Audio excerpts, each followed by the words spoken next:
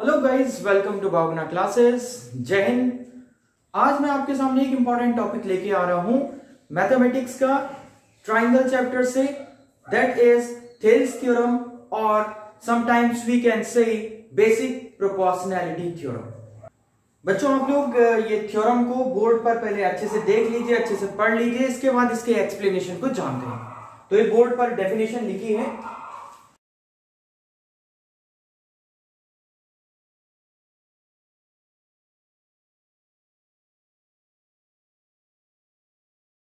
If a line is drawn parallel to one side of a triangle to intersect the other two sides in distinct points, then the other two sides are divided in the same ratio.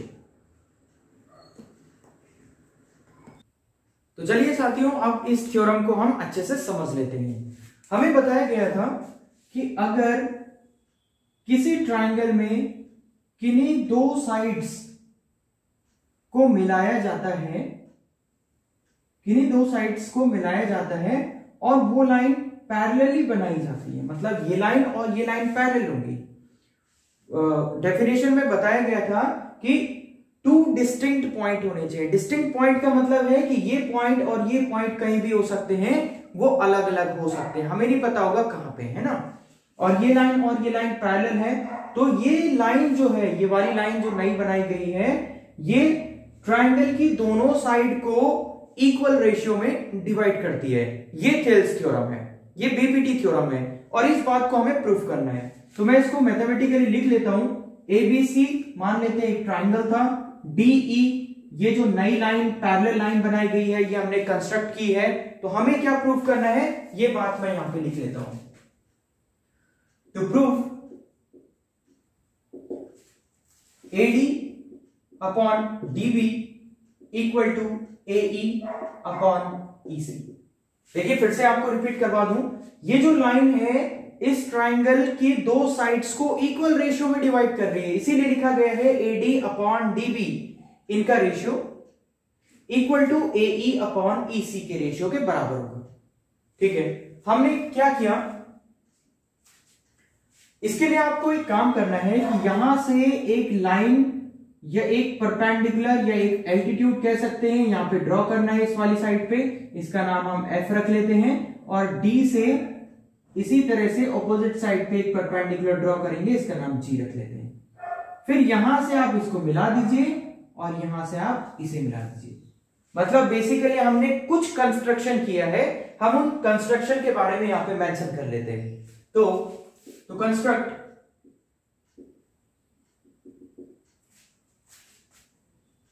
EF, ध्यान देना आप, EF किस पे perpendicular बना, AD पे perpendicular बना।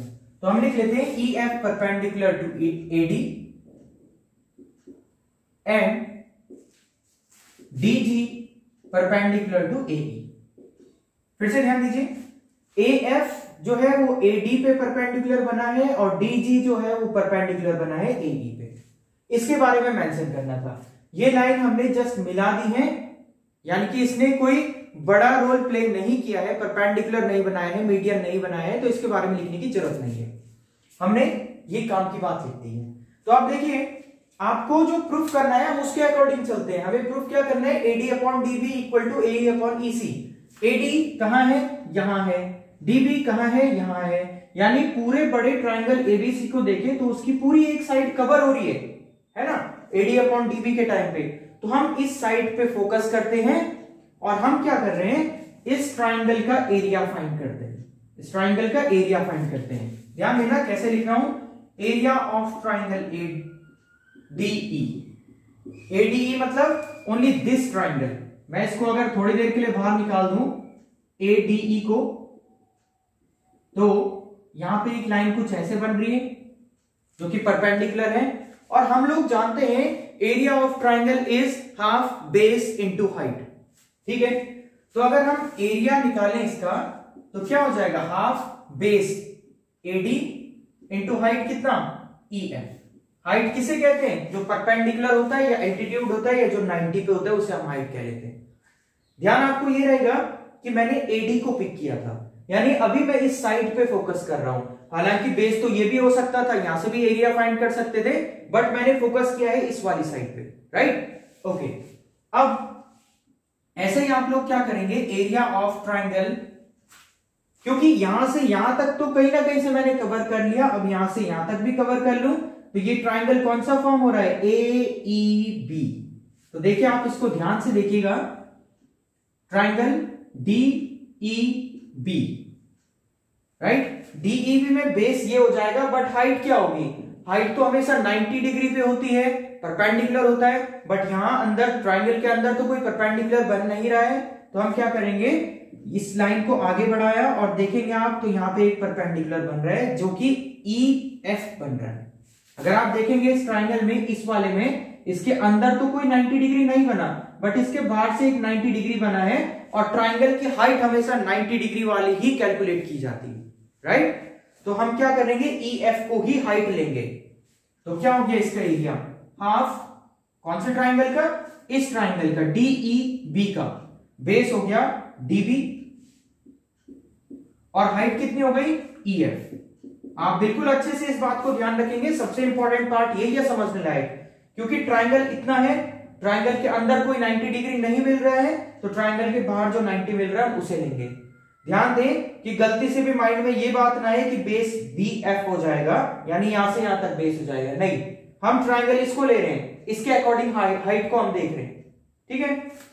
चलिए, दो चीजें निकल गई हैं, हम क्या कर रहे हैं, इन दोनों का रेशियो फाइंड कर रहे हैं। उससे क्या होगा, देखिए, area of triangle ADE upon area of triangle DEB। अगर आप इनका रेशियो फाइंड करेंगे तो देखो 1/2 से 1/2 कैंसिल हो गया, EF से EF कैंसिल हो गया, तो बच गया AD अपॉन DB। आप लोग समझ पा रहे होंगे, इससे ये कैंसिल हो गया, इससे ये कैंसिल हो गया, और बच गया ये और ये। अगर हम सिर्फ क्या कर रहे हैं, फाइंड, इनका रेशियो फाइंड कर दे रहे, तो चलिए अब क्या हुआ, देखिए आप इस बात को देखेंगे तो यही बात एक साइड को आनी चाहिए थी, जो कि आ गई, इसका मतलब हम राइट वे में जा रहे हैं, प्रूफ हो सकता है हमारा आंसर, है ना। तो अब क्या करते हैं, जो काम हमने इस वाली साइड को लेके किया, अब वही काम हम इस साइड को लेके करेंगे, यानी कि AC को लेके हम वही काम कर देंगे। क्या क्या काम, सबसे पहले area of triangle ADE find कर लेंगे विद बेस AE को हम इस टाइम पे बेस लेंगे, फिर EC को बेस लेंगे, और इस तरह से दो एरिया और उनके रेशियोज फाइंड कर लेते हैं। चलिए मैं लिख लेता हूं यहां पे, सिमिलरली आपको ये बात अब दिखाने की जरूरत नहीं है, एरिया ऑफ ट्राइंगल ADE। सोचिए अगर आप ADE को एरिया लेंगे तो क्या हो जाएगा, देखिए मैं रफ में कर लेता हूं इसे, हाफ बेस कितना है AE, और हाइट क्या होगी, हाइट होगी इस टाइम पे DG। अगर आप इस ट्राइंगल को देख रहे हैं, ये बेस है तो उस पे 90 डिग्री कौन सा बन रहा है, DG बन रहा है, ये हो गया एरिया ऑफ ट्राइंगल ADE। इसी तरह से हम फाइंड करेंगे एरिया ऑफ ट्राइंगल, अब देखिए EC अगर हमें बेस लेना है तो कौन सा ट्राइंगल पिक करना पड़ेगा, ECD। ECD अगर हम पिक करेंगे तो बेस हो गया EC और हाइट हो गई DG। हाइट वही आएगी जो 90 पड़ता है ना, साइड पे जो 90 पड़ता है, तो हाफ EC और हाइट DG। यहां से क्या हो जाएगा, हाफ EC इंटू DG, ऐसे में इससे कैंसिल, इससे कैंसिल, और हमारे पास क्या बचा, AE अपॉन EC। तो यहां पे लिख लेता हूं मैं AE अपॉन EC।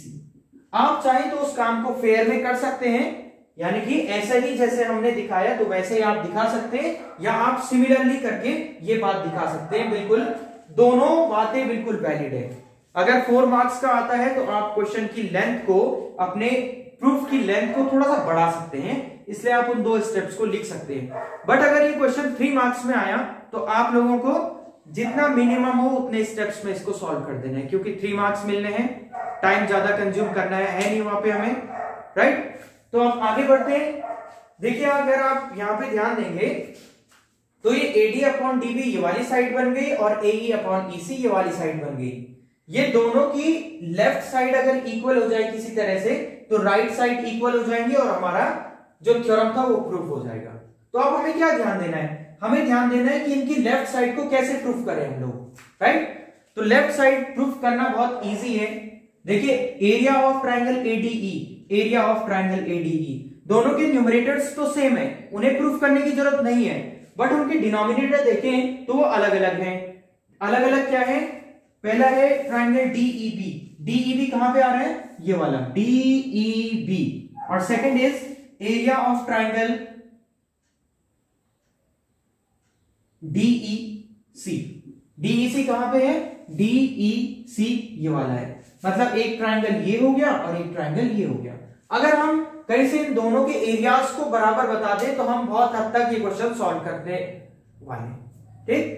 चलिए इनको कैसे हमें बराबर बताना है, 9th क्लास का एक थ्योरम लग रहा है, इसको मैं पहले समझा देता हूं, फिर हमें लिखना कैसे हम उस बात पे आएंगे। अगर हम इन दोनों ट्राइंगल्स को बाहर निकाल दें, ये फर्स्ट वाला ट्राइंगल है दैट इज डीईबी, कौन सा वाला, डीईबी, और दूसरा वाला ट्राइंगल कौन सा बनाए गए हैं, ये वाला दैट इज डीईसी, डीईसी। अगर हम इन दोनों बातों को बराबर बता दें तो लेफ्ट साइड बिल्कुल बराबर हो जाएंगी, राइट। तो ये लाइंस पैरेलल हैं। 9th क्लास में एक थ्योरम था कि अगर किन्हीं दो पैरेलल लाइन के बीच में, किन्हीं दो पैरेलल लाइन के बीच में दो ट्राइंगल बनते हैं but on the same base, तो उनके एरिया सेम होते हैं। फिर से रिपीट कर लूं, the two triangles on the same base and between the same parallels are equal in areas. तो यहां पे अगर इस थ्योरम को लगाने की सोचें तो अगर आप देखें तो दो पैरेलल लाइन है that is D E and B C, दोनों पैरेलल लाइन है। ये देखिए आप बेस है डीई, सेम बेस है for this triangle and for this triangle, दोनों ट्राइंगल्स के लिए बेस बना डीई, राइट। तो दोनों चीजें फुलफिल हुई हैं on the same base D E and between the same parallels, यानी कि इसका टॉप कहां गया, इस वाले पैरेलल लाइन पे गया, और इसका टॉप भी कहां गया, इस वाले पैरेलल लाइन पे गया, तो इनके एरिया सेम होंगे। तो हम इस लाइन को लिख लेते हैं, इस थ्योरम को यहां पे लिख लेते हैं, और उसके बाद हमारा एक लाइन और है, राइट। तो चलिए आप इस थ्योरम को भी लिख लीजिए, 9th क्लास का थ्योरम था।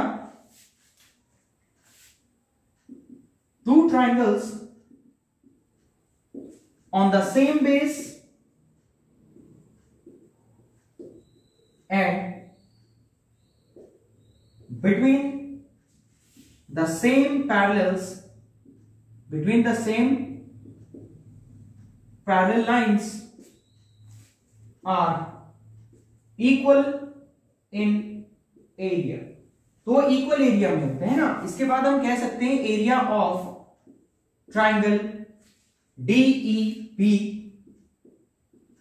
Equal to area of triangle BEC, sorry DEC, DEC मतलब ये वाला ट्राइंगल और ये वाले ट्राइंगल का एरिया सेम हो गया। इतनी बात को प्रूफ करने के बाद अब हम इसको बोल लेते हैं इक्वेशन 1। अब कर देते हैं फ्रॉम इक्वेशन 1 ये एंड ये आर इक्वल। क्यों इक्वल? क्योंकि देखो ADE तो ऊपर आ गया और हमने बता दिया ये दोनों बराबर हैं, इसका मतलब ये वाली साइड बराबर हो गई। तो हम लिख लेंगे from equation 1 area of triangle ADE, area of triangle ADE upon area of triangle DEB equal to area of triangle ADE upon area of triangle DEC। दोनों के एरियाज हमने दोनों साइड्स को बराबर कर दिए, सारे एरियाज को हमने सेम कर दिया है। तो ऐसे में क्या होगा, जब इनकी लेफ्ट साइड इक्वल है तो इनकी राइट साइड भी इक्वल होगी। इसका मतलब हमारा कंक्लूजन क्या होगा, AD upon DB, AD upon DB equal to AE upon EC। तो ये हमारा सॉल्यूशन हो गया। यही बात हम लोगों को प्रूफ करनी थी। तो ये थेल्स थ्योरम का बिल्कुल आसान सा कंसेप्ट है, आप इस थ्योरम को बिल्कुल अच्छे से सीख जाइए।